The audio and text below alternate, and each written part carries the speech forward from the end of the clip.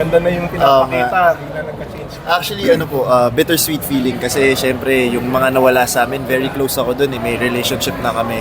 Actually, may group chat pa rin kami, nagkakamustahan. Si Ice, very close ako kay Ice.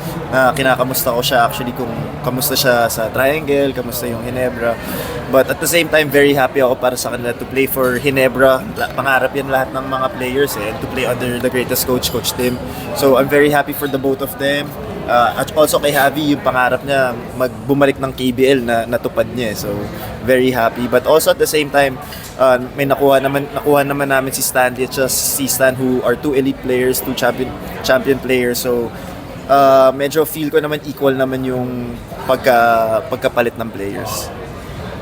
Having an elite big man, Christian, with all due respect to the other big Yes, senior, yes. pero elite big man talaga. Yes, si Christian. yes. Anong sabi mo na, at least kunwari, mag-tres ka, may re-rebound sa ilalim. Actually, feel ko nga, yung defense talagang magfo-focus na sa kanya eh. Ang laking bagay niya nung naglaro kami against Magnolia for tune-up game.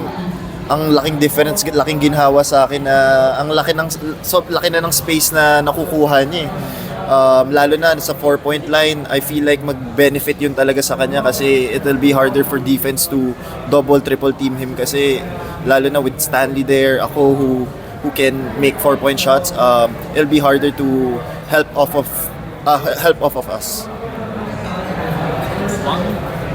Previously kasi yung veteran presence sa guard position, ikaw yung nagpo-provide. Opo. Now, with Stanley coming in, tingin mo mas dadali para sa yung schools, considering na sa scoring, inaasahan ka. Opo, definitely po kasi in practices nakikita namin ulit yung old Stanley Pringle yung Global Port Stanley Pringle.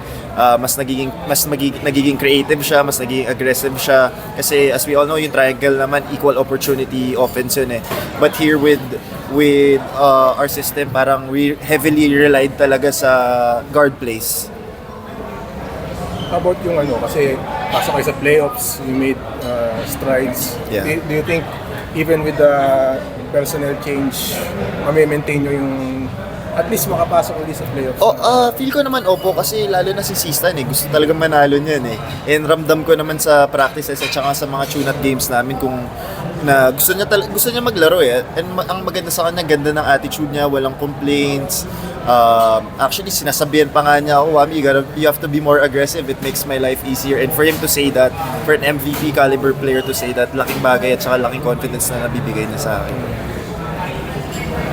How about off-season work? Meron ka bang ginawa or Actually, nung nalaman ko na yung rumors about the 4-point play, in-announce nila, talagang consistently wino-work on ko na siya. Kasi laking bagay, extra point rin yun eh. Tsaka added value po yun sa amin.